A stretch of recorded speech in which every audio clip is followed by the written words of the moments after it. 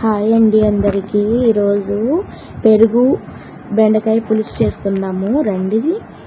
And ఒక పెద్ద కడాయి తీసుకోండి, దాంట్లో ఒక 3 టేబుల్ స్పూన్ ఆయిల్ తీసుకోండి, పోపు గింజలు 1 స్పూన్ వేసుకోండి, ఒక రంబ కరివేపాకు తీసుకోండి.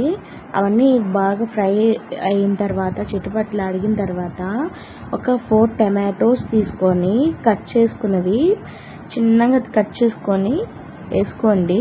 అవి బాగా ఫ్రై మగ్గిపోవాలండి, దాంట్లో గుజ్జులాగా రావాలి బాగా.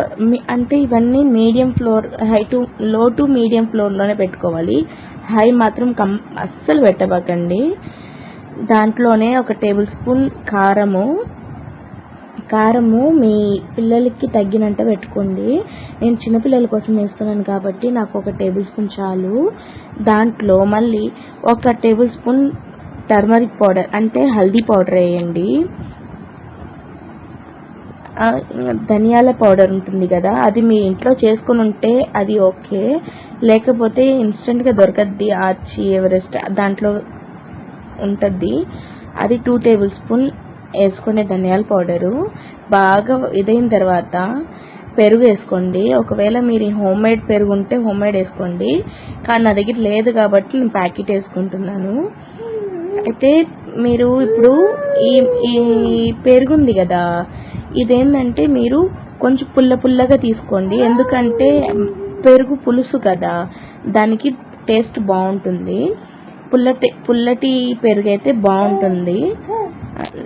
నా దగ్గర లేదు కాబట్టి నేను ప్యాకెట్ తెచ్చాను. ఇంకా దీంట్లోనే కొంచెం ఉప్పు వేసుకోండి. ఉప్పు మీ టేస్ట్కి సరిపోయినంత వేసుకోండి.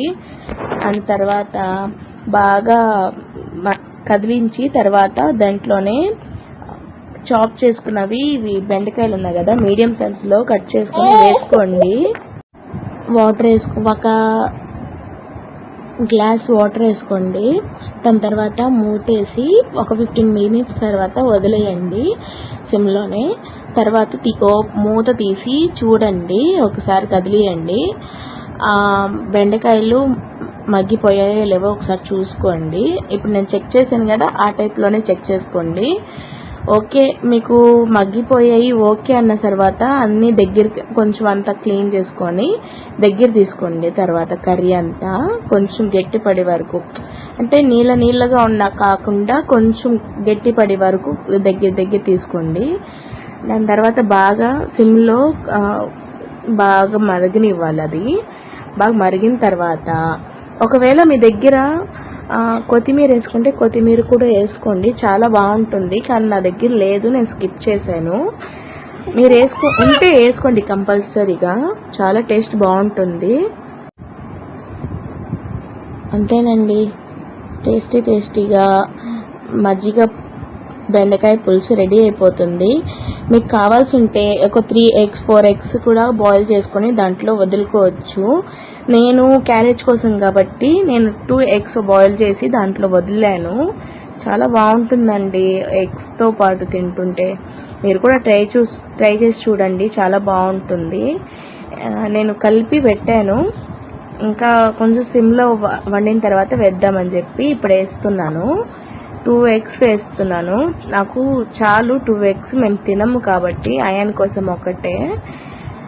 మా బాబు ఎక్కువగా ఇష్టంగా తింటాడు ఎగ్స్ అలాంటివి, అందుకే 2 eggs పెట్టాను, ఒక మార్నింగ్కి అని ఆఫ్టర్నూన్ కానీ. అంతేనండి, టేస్టీగా రెడీ అయిపోయింది కూర ఏమో. మీరు వెళ్తూ ఒక లైక్ అండ్ సబ్స్క్రైబ్ చేసుకోండి, అన్ని వీడియోస్ షేర్ చేయండి, అన్ని వీడియోస్ ఒకసారి చెక్ చేయండి. మీకు ఏమైనా రెసిపీ అవసరం ఉంటుందేమో. ఈజీగా ఉంటాయి అండ్ సింపుల్గా ఉంటాయి అండ్ సూపర్ టేస్ట్గా ఉంటాయి. ఒకసారి చెక్ చేయండి నా వీడియోని కూడా. ఇది మా అత్తమ్మ స్టైల్, మేనత్తమ్మ స్టైల్ కర్రీ ఇది. నేను ఒకసారి తిన్నాను వాళ్ళ ఇంట్లో, చాలా బాగుందండి. అందుకోసం నేను కూడా ట్రై చేద్దామని చెప్పి ట్రై చేశాను ఫస్ట్ టైం. ఇది వచ్చి సెకండ్ టైం అండి నేను చేయడము. మా అయాన్కి ఫస్ట్ టైం చేసినప్పుడు ఫేవరెట్ అయిపోయింది, మరి అడిగి మరీ చేయించుకుంటాడు. నేను అందుకోసం తన కోసం అని చెప్పి ఇన్స్టెంట్ కూడా అయిపోద్ది, తొందరగా అయిపోద్ది అని చేస్తున్నాను. నా దగ్గర ఇంకా కొంచెం పెరుగు మిగిలి ఉంటే అది కూడా కలిపేసాను.